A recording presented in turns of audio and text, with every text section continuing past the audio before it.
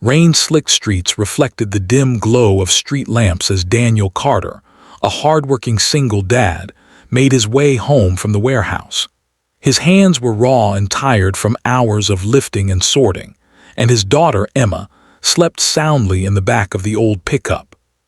For weeks, Daniel had noticed the same two little girls at a corner near the market, always huddled together, shaking, their small hands outstretched as they begged for scraps of food. Something about them tugged at his heart, and tonight, against the wind and cold, he decided to follow them. He parked a block away and watched from the shadows. The girls, no older than 7, crept through the alleyways, whispering to each other as they scavenged from dumpsters and unattended carts. Daniel's stomach clenched at the sight. They were clearly hungry, tired, and alone. Unable to resist, he decided to tail them quietly, keeping a safe distance. They led him through winding alleys and abandoned lots, places he would never dare to enter alone. He was careful, not wanting to frighten them, just desperate to see where they went and how they survived. Hours passed, and the girls' path took him further from the bustling streets into a narrow, dimly lit industrial area. They ducked behind a rusted shipping container, and Daniel held his breath, ready to step forward and call out, but stopped. Through a crack in the metal, he saw them. Inside the container, which had been converted into a makeshift shelter, were dozens of boxes stacked into walls, creating tiny compartments. And inside, the girls were not alone. There were more children, shivering, hungry, and scared, all under the care of the same tiny pair who had been begging for food. The little girls were gently handing scraps of bread and vegetables to the others, murmuring comforting words, trying to make sure everyone had enough to eat. Daniel's heart pounded. The girls weren't just hungry, they were taking care of an entire group of children, protecting them from the cold and from the dangers of the streets. He realized they weren't mischievous or begging for fun, they were survivalists, trying to shield the weak in a world that had abandoned them.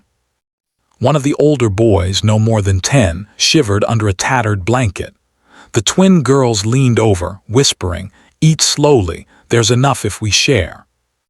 Daniel's eyes filled with tears.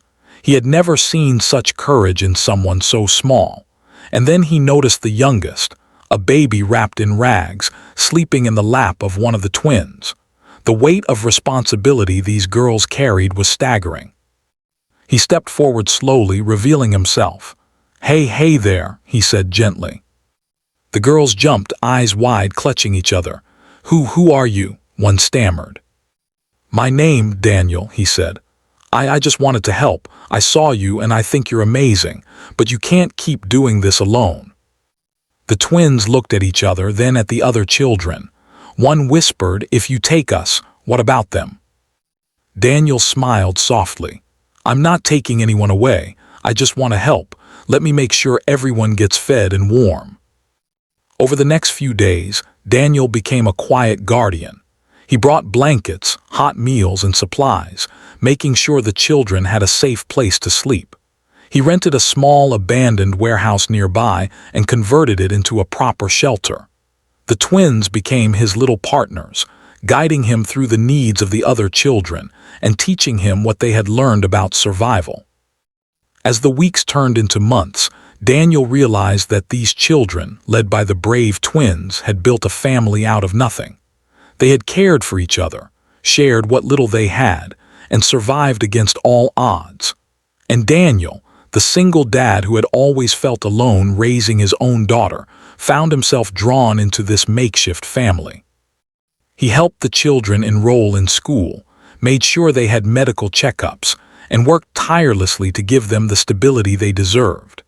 And the twins, who had been so small and fragile, began to smile, laugh, and let go of some of the burden they had carried alone for so long. One evening, as Daniel and Emma watched the sunset from the roof of the shelter, one of the twins leaned on his shoulder. "Thank you," she whispered. Daniel hugged her gently.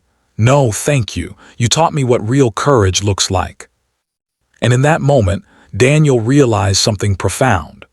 Sometimes, the people you think need saving the most are the ones who teach you how to truly care, to protect, and to love. The twins and their group of children flourished under Daniel's care, growing stronger, healthier, and happier.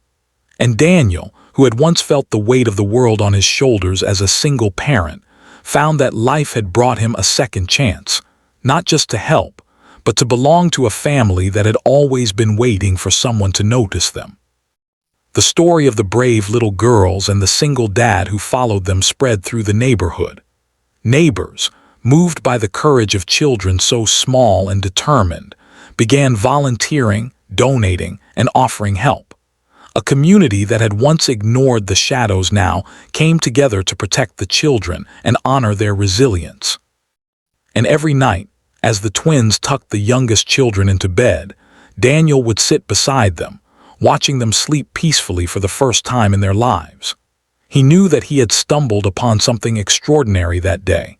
Not just two little girls begging for food, but two heroes who had survived against impossible odds, who had taught him that love and courage can be found even in the darkest places.